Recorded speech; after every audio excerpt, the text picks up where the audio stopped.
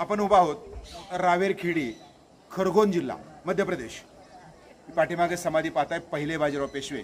मराठ्यांच्या इतिहासामध्ये छत्रपती शाहू महाराजांना एक मोलाची साथ देणारं आणि मराठ्यांचं जे काही कर्तृत्व असेल दक्षिणेमध्ये उजळण्याकरता ज्यांनी आपल्या सरदारांना मोठमोठ्या प्रकारच्या सरदारांना मदत केली, त्यांच्याच माध्यमातून गायकवाड असतील, भोसले असतील किंवा त्यानंतर होळकर असतील, शिंदे असतील, ही सर्व मंडळी, देवाशी पवार असतील, ही सर्व मंडळी त्या ठिकाणी पुढे आणण्याचं काम या बाजीराव पेशवेने केलं। पालखीची लढाई असेल, भोपाळची लढाई असेल, हैदराबादच्या निजामाला जशाच तसं उत्तर देण्याचं काम, त्याचबरोबर दिल्लीच्या तख्तावर कोण बसावं याचं सुद्धा नियोजन त्यानं केलं। आणि त्याचमुळं बाजीराव पेशवेच्या माध्यमातून आपण पाहिलेलं आहे की उत्तर भारतामध्ये जी नर्मदा नदी ओलांडून हा आपला जो झेंडा असेल पलीकडे नेण्याचं काम केलं। तर नर्मदा नदीच्या काठावरच वयाच्या 40व्या वर्षी याच ठिकाणी 20 एप्रिल 1740 रोजी या पहिल्या बाजीरावाचं निधन झालं। इतिहासामध्ये पराक्रमी पेशवा म्हणून त्यांची नोंद या ठिकाणी आहे। आपण आहोत रावेरखेडी।